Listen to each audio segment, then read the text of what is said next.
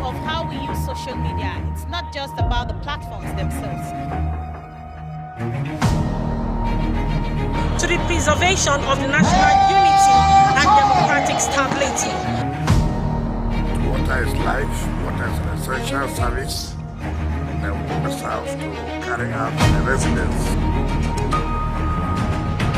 Local communities are not only vital to the growth of society, but they also form the bedrock of humanitarian development.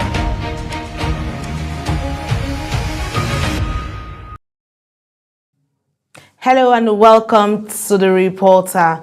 The Reporter is a news and current affairs program that goes beyond the headlines, bringing reporters from the field to give first-hand accounts and in-depth analysis of unfolding issues, correspondence perspectives, ensuring balance, credible, and comprehensive storytelling. Welcome once again. I am Anieti Patrick. Let's begin with the issue of insecurity, but related to education matters. The Nigerian Union of Teachers has expressed outrage over the recent deadly attacks on schools in Kebbi and Niger states, calling on the federal government to stop what it describes as systematic destruction of education across the country. The union made its position known at a press conference in Abuja. Global TV's education correspondent Priscilla Obasi has more. The Nigeria Union of Teachers is sounding the alarm again, this time following the killing of a vice principal, a security guard, and the abduction of students and staff in two separate attacks in Kebbi and Niger states. At the briefing, the NUT condemned the murder of school personnel and the kidnapping of 25 students from Government Girls Comprehensive Secondary School in Kebbi, as well as the abduction of more than 300 pupils and staff of St. Mary's Catholic Primary and Secondary Schools in Niger State. The union says these incidents form a disturbing pattern stretching back more than a decade from the Chibok abductions in 2014 to the Kuriga mass kidnapping in Kaduna State in 2024. According to the NUT, continued attacks on schools amounts to mortgaging the future of Nigerian children and exposes failure in the implementation of the Safe School Declaration. Initiatives have been there. How far have government been putting effort to make sure that our schools are protected? It's not like it's because of this very incident that this is not the first time we are making effort. This is not the first time we are making even press comment. This is not the first time we are meeting with government to alert them that it is high time that we should be seen protecting our learning environment. The union warned that if attacks persist, teachers nationwide may be forced to down tools until their safety is guaranteed. Even the teachers themselves is very, very key, because if a teacher is being posted to a vulnerable area where he moves maybe from a safe place for the course of going to teach, he may likely be attacked on the way. These are measures. These are things that are happening day in, day out. The NUT says education remains the foundation of national development and insists government must ensure safe, well-structured learning environment where teachers and students are free from fear. Priscilla Obasi, Global Television News. Education correspondent Priscilla Obasi to give us more on this report. Hello Priscilla, how are you doing? Hello Priscilla, can you hear me? I can hear you. Can you hear me? Oh great, Priscilla, I can hear you loud and clear. So you covered this event today and this was the resolution, but let's quickly look at this. The NUT describes these incidents as systemic destruction of education and says attacks having persisted from Chibok in 2014 to Kuriga in 2024 and now Kebbi and Niger. From your perspective, why has Nigeria struggled to end school attacks despite repeated policy commitments like the Safe Schools Declaration? Well, the issue of insecurity has become a cankerworm right now in our system. I'll call it that. It has ravaged communities. It has made people lose their lives, and it's really sad. And we're Okay. getting feedback from our government, from our leaders, saying that it will end in no time. We've seen international communities, even try to intercede, try to come to our rescue. And the latest that we hear is that there's going to be some sort of collaboration between the Nigeria government and the USA, and we're really looking forward to it. But before all of that comes in, I mean, what has been going on is not something that is nice at all. We are hopeful that this comes to an end soon, but it is really sad. People have lost their lives, especially in this recent incident with schools. Thankfully, some of the students have been rescued between the last 2 days. I think yesterday, some of the students, or all the students, have been rescued in Kebbi State. We have not heard anything from the Niger State government concerning the students that, have been abducted. But it is really sad. It is really sad. I can just imagine how the parents of these children go to bed and sleep. I can just imagine the agony they are going through at this moment. And at this point, we really need whatever intervention we would get from whatever foreign country we would get, but we need our lives to be safe. Like the NET has, described, if the school environment is no longer safe, if the whole safe school movement is right now obstructed, I wonder the fate of our children. It will definitely obstruct the leaders of tomorrow. So we need every kind of solution we can get at this point. Okay, so the union is demanding immediate rescue operations, stronger perimeter security for vulnerable schools, and full enforcement of safety policies, even warning that teachers may down tools if nothing changes. What concrete steps should the federal government take right now to prevent further attacks and restore confidence among teachers, parents, and students? I think one of the best steps that can be taken right now is to ensure that every state has its autonomy of security, police force. Okay. We need our states to be held accountable when it comes to the security structure of that state. If that is done, because these people stay in communities, they stay in villages, we need to trace them down. We cannot keep blaming. I understand that the president at this point, has control of the armed forces and all of that, but somehow he needs to delegate or, give autonomy to communities, to states, so that they can design architecture of security in their respective states and design a framework that can make these things better. We need security, and we need to have a strategy. We need to have an outlined, clear strategy. It is not just by saying we would defeat. What is the plan? What is the plan? And if we take it down to states, somehow I feel like they will come up with better solutions, knowing fully well the nook and crannies, and the fact that they are in charge, the fact that they know the state so well. So the state government or the federal government needs to delegate autonomy of security to state governors. That is just my opinion in all of this. So are you looking at the kinetic or non-kinetic approach to tackling all of this? Well, because that seems to be like the conversation in the front runner. The bottom line of the whole thing is that somehow security is first of all is our responsibility, is our individual responsibility. Definitely. Yeah. So whatever, I believe that at this point, the government even needs to even reach out to citizens, however they want to, because I want to believe that these people communicate with devices, and I believe that we have talented, we have technology, we have innovative Nigerians. We really need to have them, but somehow they're not reaching out to them. We're not harnessing the potentials, that we have in this country. Somehow, if we can reach out to people that somehow might have solutions technology-wise, because I don't even know what the Nigeria Communication Commission is doing at this point. These people use devices. I see them everywhere on TikTok. If you go on the social media, you see them. They are not hiding in any way because they come live and do this. So we need to harness whatever potential. We need to harness whatever technology. We need to harness every kind of force we need, whether kinetic, whether non-kinetic. We all need to come together to make sure this thing works. Yeah. Thank you so much, Priscilla Bassey, for that update. And we hope that measures will really be put in place to see that our children are safe in schools. Thank you so much, Priscilla. Okay, away from security matters, the Independent Petroleum Marketers Association in Kano State is calling on the federal government to review the petroleum subsidy removal policy, as continuous price fluctuations are forcing many marketers out of business.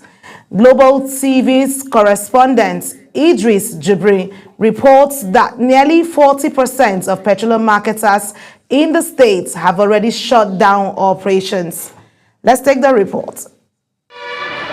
At the start of his administration, President Bola Tinubu announced the removal of petroleum subsidy, a decision that immediately triggered a sharp hike in fuel prices nationwide.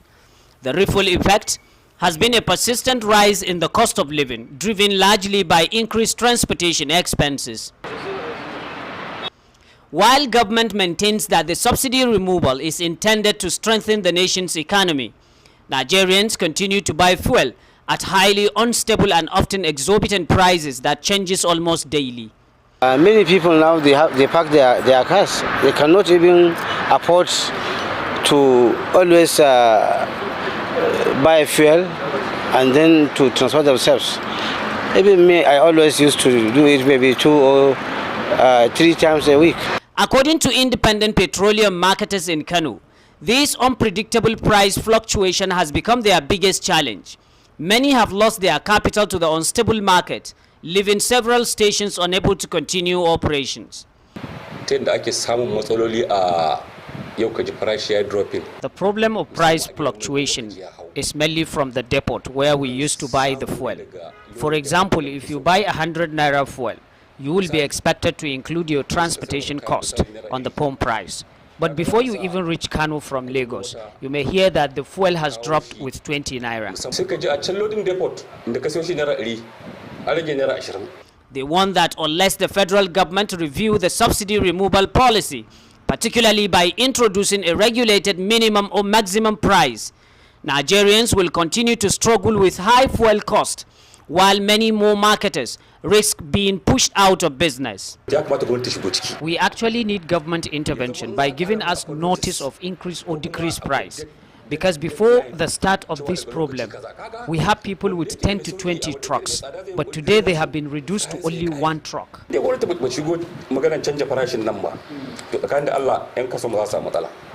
Fuel is not scarce in Kano at the moment, but there is no uniform pump price, as filling stations continue to sell at different rates across the states.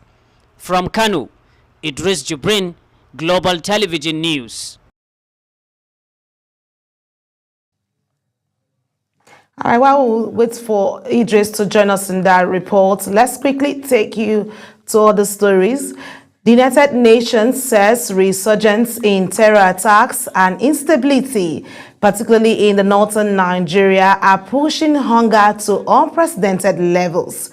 Head of UN World Food Programme Office in Nigeria's north, Emmanuel Binginimama, which has shared footage of medical treatment and food distribution in the region, noted that hunger is now reaching levels more than have been seen in years.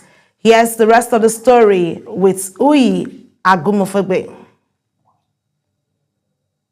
The Nigeria Union of Teachers is sounding the alarm again, this time following the killing of a vice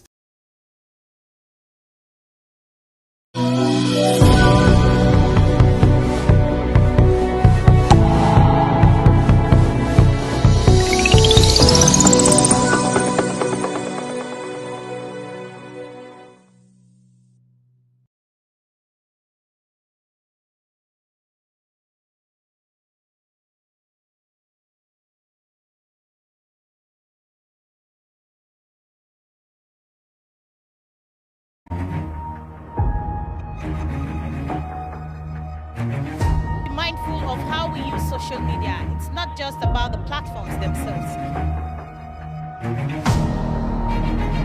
To the preservation of the national unity and democratic stability. Water is life, water is an essential service, and we must have to carry out the residents. Local communities are not only vital to the growth of society, but they also form the bedrock of humanitarian development.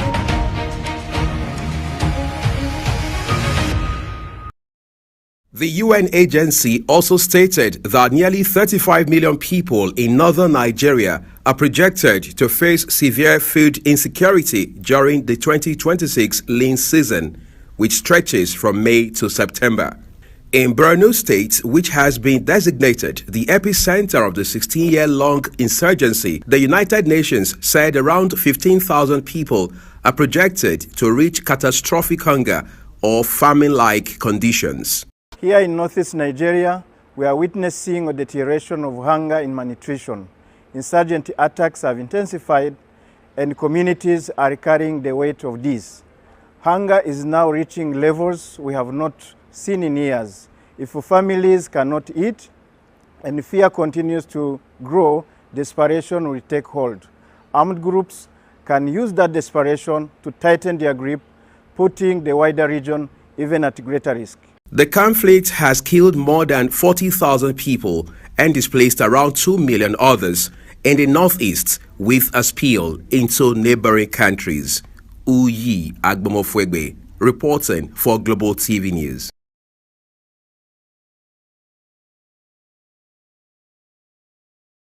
Hello. All right, joining us now is our foreign affairs correspondent, Uyi Agbomofwegbe, but fortunately he's here with me in the studio. Uyi, it's good to always have you. It's a delight, Anita. All right, great. So there's a whole lot happening from the issue of insecurity in Nigeria, and now then we're looking at the issue of hunger and humanitarian crisis. With the UN warning that jihadist attacks are pushing northern Nigeria towards recording levels of hunger, how urgent is the need for governments and international partners to rethink their security and humanitarian strategies in handling all of these issues? This call by the World Food Programme, which is of course an agency of the United Nations, is not just to the Nigeria's federal government. It's also basically to the subnationals, the states across the regions that are, the region that is affected. So you're looking at states like Borno, for example, where this particular story is emanating from. Incidentally, we also understand that this is not just particular or limited to Borno State. We are seeing these happen across different other states within the, the far up north. We're seeing it happen within the northwest. But it will appear the focus for the most part, these last 16 years of insurgency has always been in the northeast, the states of Adamawa, Borno, and of course, Yobe. But now, the important thing is what concerted efforts will the subnationals, the state governments, bring to the table. Because the point the WFP is making is to say that, look, if this continues, the insurgents themselves, the criminals, the terrorists, can latch into it, exploit it, and further worsen a situation that is already very delicate. So there's a lot the government can do in this regard, and that has to happen at the snap of fingers. Okay, so let's look at the fact that as nearly 35 million people risk severe food insecurity the next year, and 15,000 in Borno could face famine-like conditions, and what immediate action should be prioritized to prevent a full-blown humanitarian catastrophe? It's very important. First of all, time is limited, so which means that whatever initiatives or measures that have to be put in place have to be initiated as quickly as possible, all right? So first of all, you're asking yourself, how much of work do we need to do? There's a lot of funding that is required, which also means that the governors in these states that have been affected up north must press the reset button on their priorities. They must realign their priorities. They must understand what comes first now. This is also very instructive given that the election year is upon us. So most of these governors and the politicians around them are going to be much busier with regards to politics and election rather than paying the required attention to this very issue, because people have to be alive for you to talk about elections. After all, elections are about numbers and numbers are about people. So it simply means that governments across the north must move very fast. We must see regional cooperation, we must see integration, we must see support, we must see the civil society coming on board, being empowered. We must see that cooperation amongst, that interagency collaboration, all right? And not just this for several years, but we must see that effort strengthened.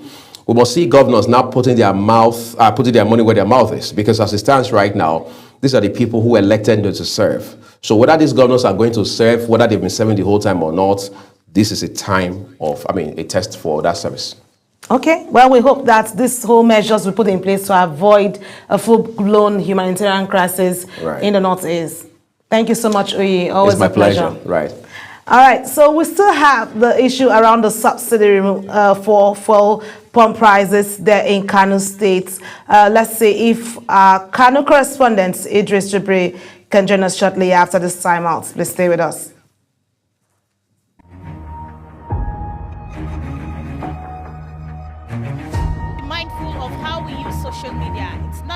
about the platforms themselves. To the preservation of the national unity and democratic stability. Water is life, water is an essential service, and we must have to carry out the residents. Local communities are not only vital to the growth of society, but they also form the bedrock of humanitarian development.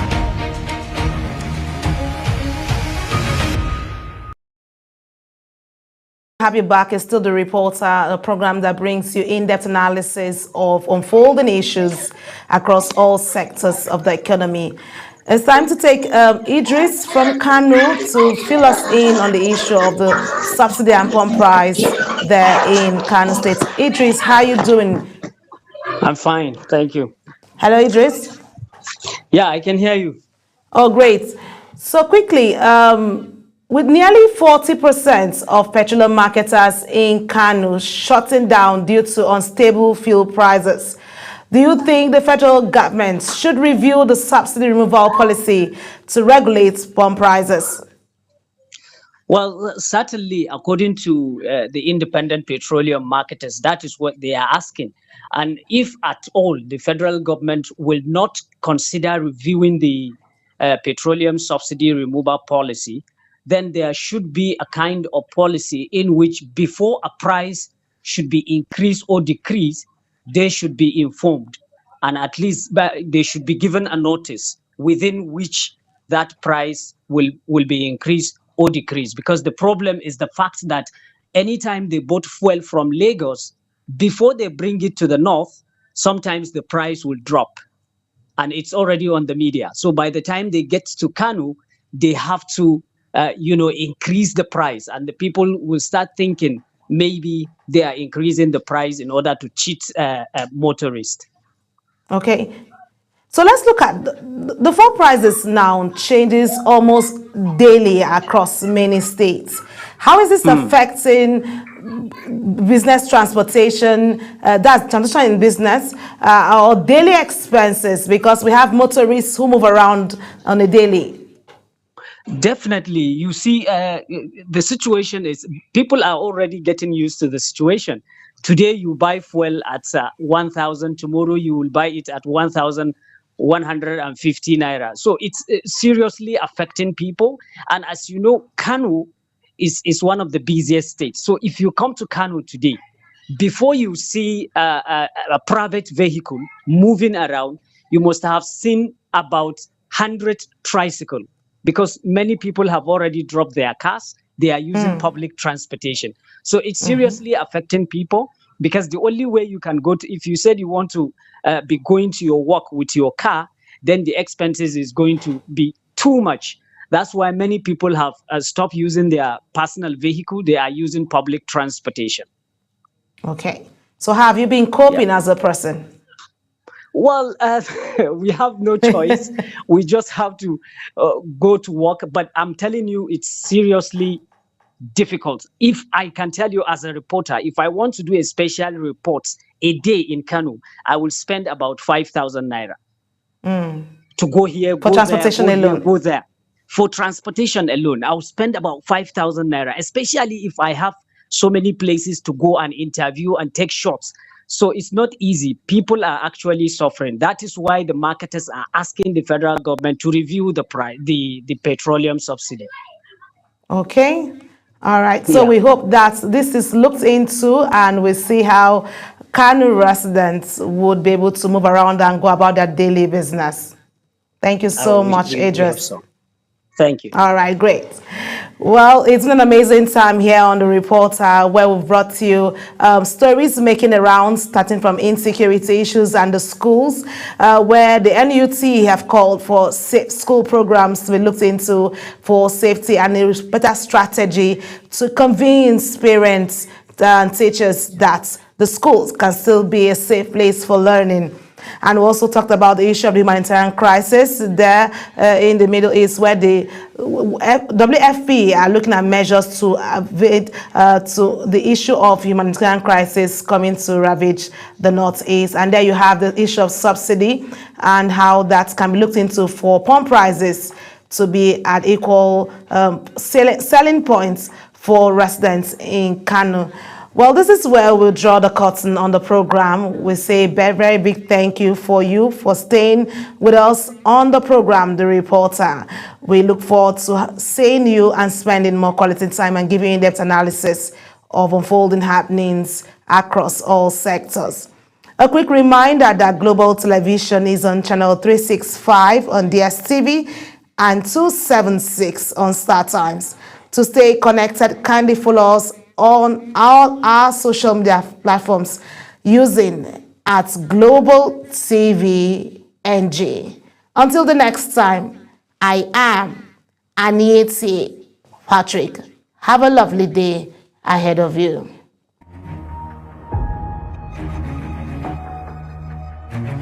Be mindful of how we use social media. It's not just about the platforms themselves. To the preservation of the national unity and democratic stability. Water is life, water is an essential service that we must have to carry out the residents. Local communities are not only vital to the growth of society, but they also form the bedrock of humanitarian development.